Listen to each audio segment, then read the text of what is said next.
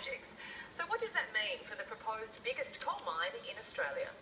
It's 247,000 square kilometres of untapped earning potential. Queensland's spectacular Galilee basin is sitting on top of almost 28 billion tonnes of coal. With 7 big proposed mining projects in the pipeline, that could generate billions for the right investor.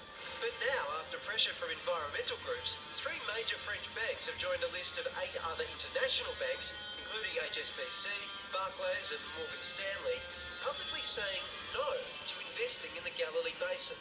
For 11 of the world's largest investment banks to have ruled out involvement means the writing is on the wall for this project. They see that it's a disaster in the making and they're not willing to go anywhere near it.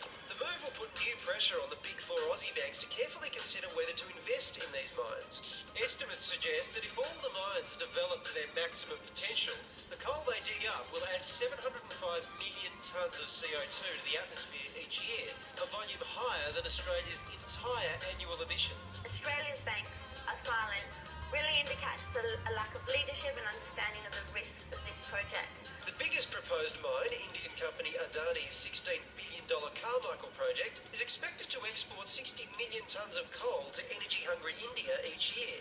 In a statement to the project, Adani has said its Queensland operations will comply with the strictest environmental conditions. If our miners and LNG suppliers can't get their projects up, we will miss out. Those benefits include $28 billion in investment, generating 27,000 jobs and billions in taxes.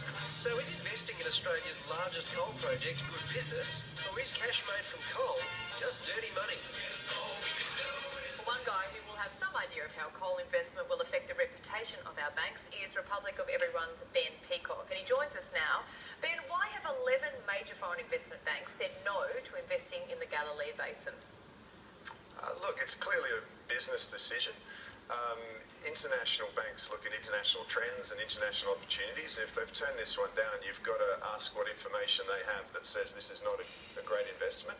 I mean, this is the world's biggest new coal development. If they saw the world's biggest profit opportunities, I think you'd see them there.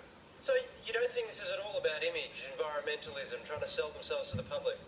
Look, that will always play a part. I think you'll find, of course, though, that at the end of the day, decisions are made on business purposes. Clearly, brand plays a part. But as I say, if there was big money to be made here, I imagine brand would take a back seat. Ben, you're an advertising guy. Some Australian banks are even your clients. Could you actually sell something like this that is potentially environmentally damaging? I mean, how would you spin it?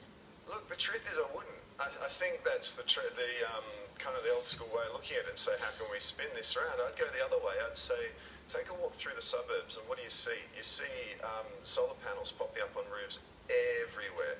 Have a look on the street. You're starting to see Teslas appear on the street. Have a look at the battery in your phone. It runs a lot longer. How long before that's in your roof, allowing anything you collect to be kept for the evening or a rainy day, so to speak. And then I'd go to people, my investors, my shareholders, and I'd say, coal has been a great investment historically, but if you're seeing the future as being renewables, then that's where you should be putting your money, and that's where the smart money is. So while they're going with the past, we're the bank where you invest in the future, and that's where the smart money should be. It's an interesting topic. Thanks so much for speaking with us, Ben. Thank you very much. Do we really think that banks and major investors are becoming more environmentally aware? I don't. I mean, you've always seen banks as the people that really don't care about their customers. They pay their CEOs huge amounts of money. Banks have been ripping customers for years. Yeah, so I find it hard. Profit will come first every single day of the week because they want to make money for their shareholders. And if you talk about long-term vision, you're talking 10, 20 years. They're not going to care about 10, 20 years. They want to make profits over the next 5 to 10. Yeah, What if they're making a calculation, though, that by doing this they'll lose customers? I don't think that would be. But they're not going to lose customers. Everyone hates banks, but we walk into them every day.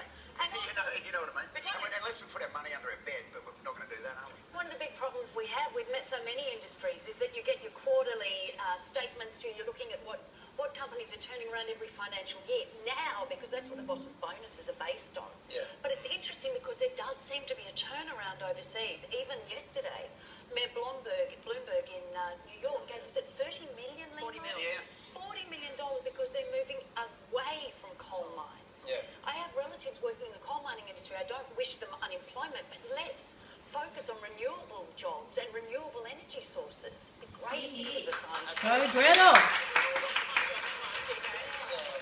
think there was a way to tax some thing that would allow you to move to renewables. I have to think about